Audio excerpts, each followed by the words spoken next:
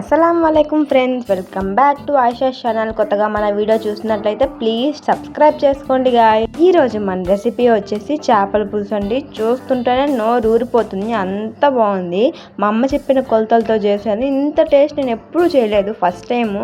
చాలా బాగుందండి టేస్ట్ మాత్రం. ఆ ముక్కను అలా తింటుంటే అబ్బా, చూస్తుంటేనే ఎంత బాగుంది అసలు. చాలా సింపుల్గా చేశాను. దోశలోకి కూడా చాలా బాగుంటుంది. ముందు మన చేపల పులుసుకు కావాల్సిన వస్తువులు చూద్దాం. 2 టమాటోస్ని ప్యూరీ, అలాగే 1 స్పూన్ అల్లం వెల్లిగడ్డ పేస్ట్, ఉప్పు, కారం, ఆనియన్స్, ఈ సైజులో కట్ చేసుకున్న మామిడి ముక్కలు, పచ్చిమిర్చి, కొత్తిమీర, పుదీనా, 50 గ్రాముల నూనె, చింతపండు, ధనియాలు, జీలకర్ర, ఆవాలు, మెంతులు. ఇవన్నీ మన చేపల పులుసుకు కావాల్సిన వస్తువులండి. ముందుగా రెడీ చేసి పెట్టేసుకోండి. ఇప్పుడు కడాయి తీసుకొని నార తీసిన 70 గ్రాముల చింతపండుని వేసుకొని ఇలా తీసుకోండి. ఆ తర్వాత ఒక గ్లాస్ వరకు వాటర్ని పోసుకొని నానబెట్టి పక్కన పెట్టండి.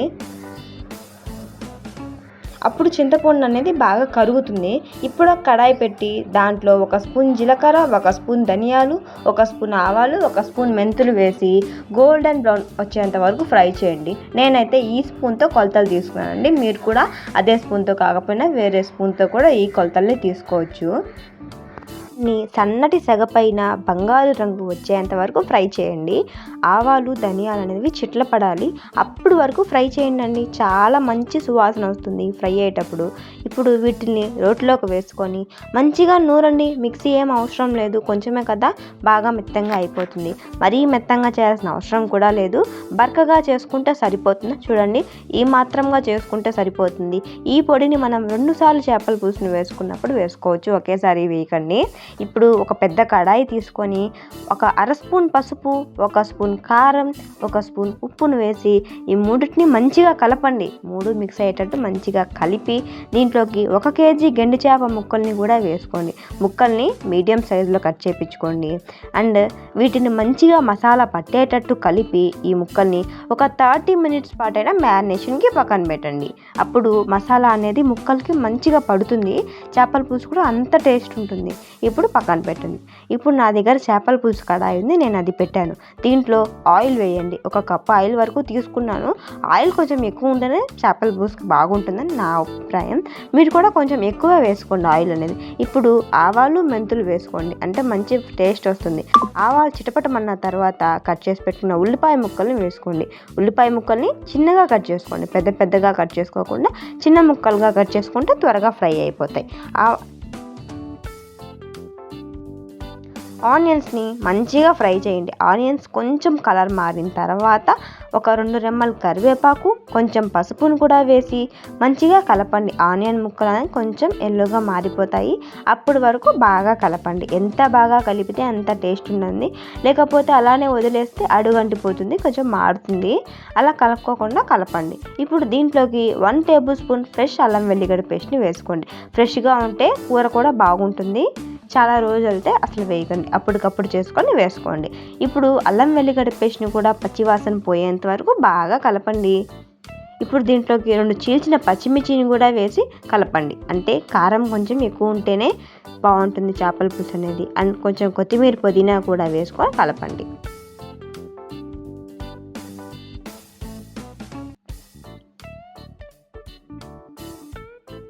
ఇప్పుడు 2 టమాటాలని ప్యూరీ చేసి దీంట్లోకి వేసుకోండి. టమాటాని మంచిగా కలపండి. టమాటాలు అంటే దీంట్లో నుంచి నూనె మొత్తం పైకి తేలిపోవాలి.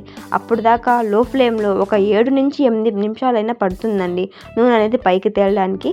నూనె ఖచ్చితంగా పైకి తేలాలి. పైకి తేలిన తర్వాతనే మనం దాంట్లో ఏదైనా వేయాలి. చూడండి, ఇలా అనేది నూనె అయితే ఇలా ఫామ్ అయిపోవాలి పక్కన వచ్చి. ఇప్పుడు దీంట్లోకి 2 టేబుల్ స్పూన్ కారం, 1.5 టేబుల్ స్పూన్ ఉప్పును వేస్తుంది. ఉప్పుని వేసి దీనికి మంచిగా పట్టేటట్టు కలపండి, బాగా కలపండి.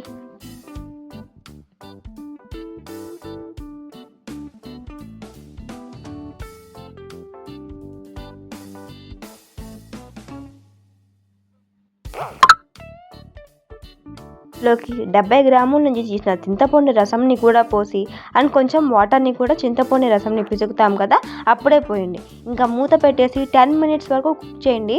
వాటర్ అనేది మంచిగా సలసలా అప్పుడు దాకా మరిగించాలి. ఇప్పుడు 10 మినిట్స్ తర్వాత మూత తీసి చూస్తే వాటర్ అనేవి ఇలా మరుగుతుండాలండి. పొగలు వస్తూ ఇలా బుడగలుగా ఉండాలి. అప్పుడు మనం మ్యారినేట్ చేసి పెట్టిన చేపలు ఉన్నాయి కదా అవి ఒక్కొక్కటిగా పక్కన కాకుండా కొంచెం దూరంగా సెట్ చేయండి. అలా సెట్ చేసుకుంటే కొంచెం పెద్ద కడాయిని తీసుకుంటే బాగుంటుంది. సైజ్ కూడా అంటే చేప ముక్కలు కూడా విడిపోకుండా దూరంగా ఉంటాయి పెద్ద కడాయిని తీసుకుంటే. చేప తలకాయ కంపల్సరీ అండి, అవి వేసుకుంటేనే మంచి టేస్ట్ ఉంటుంది. ఇంకా 2 చీల్చిన పచ్చిమిర్చిని పైన వేసి మళ్ళీ మూత పెట్టి ఒక 10 మినిట్స్ మగ్గించండి. ఇప్పుడు తీసి చూస్తే చేప ముక్కలు సుమారుగా ఉడికిపోయి ఉంటాయి. ఇప్పుడు గెంటితో నెమ్మదిగా చేప ముక్కల్ని అటు ఇటు తిప్పండి. వెనక సైడ్కి తిప్పి కొంచెం చేప ముక్కల్ని సర్దండి. అంటే వెనక భాగం కూడా చేప ముక్కల్ని బాగా ఉడుకుతాయి. చేప ముక్కల్ని కదిపేటప్పుడు జాగ్రత్తగా కలపండి, లేకపోతే చేప ముక్కలు విరిగిపోయి చేపల పులుసు మొత్తం ముక్కలుగా అయిపోతే చేపల పులుసు అనేది బాగుండదు. చేప ముక్కల్ని జాగ్రత్తగా తిప్పుకోండి. ఇప్పుడు మళ్ళీ మూత పెట్టి ఒక 2 నిమిషాలు మగ్గించి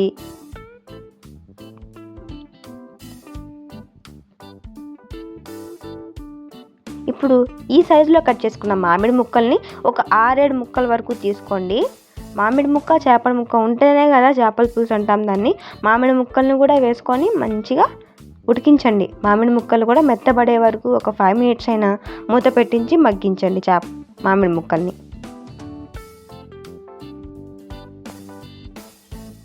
ఇప్పుడు దీంట్లోకి మనం చేసుకున్న జీలకర్ర, ధనియాలు, మెంతులు, ఆవాల పొడి ఉంది కదా అది కూడా వేసి గెంటి పెట్టకండి. ఇలా చేత్తోనే దబర్ని ఇలా కలపండి. గెంటి పెట్టితే ముక్కలు అనేవి ఇరిగిపోతాయి. అలా కాకుండా ఇలా కలపండి. చేత్తోనే మంచిగా కలిసిపోతుంది పొడి అనేది పులుసులో.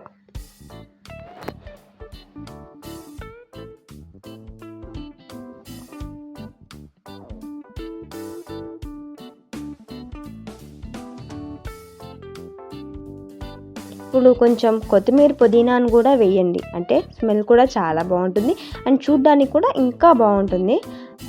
కరివేపాకును కూడా వేసుకోండి. ఒక 2 మినిట్స్ స్టవ్ పైన ఉంచితే అంతేనండి, మన చేపల పులుసు రెడీ. అంతా బాగుందండి. నిజంగా నేను ఎప్పుడు ఇంత టేస్ట్ చేయలేదు. చాలా బాగా కుదిరింది కూడా చేపల పులుసు. అందుకే నేను వీడియో కూడా పెట్టాను. అంత బాగుంది చేపల పులుసు. నాకు చాలా బాగా నచ్చింది. ఆ ఉప్పు, కారం, పసుపు, ధనియా అన్నీ చాలా బాగా కుదిరాయి కూడా చేప ముక్కలకి. చేప ముక్క కూడా చాలా సాఫ్ట్గా కుక్ అయింది. అమ్మ చెప్పిన కొలతలతో చేశాను. అందుకే చేపల పులుసు ఇంత పర్ఫెక్ట్గా వచ్చింది. మన ఛానల్ని సపోర్ట్ చేసి అండ్ మన ఛానల్ని సబ్స్క్రైబ్ చేసుకోండి. Bye guys.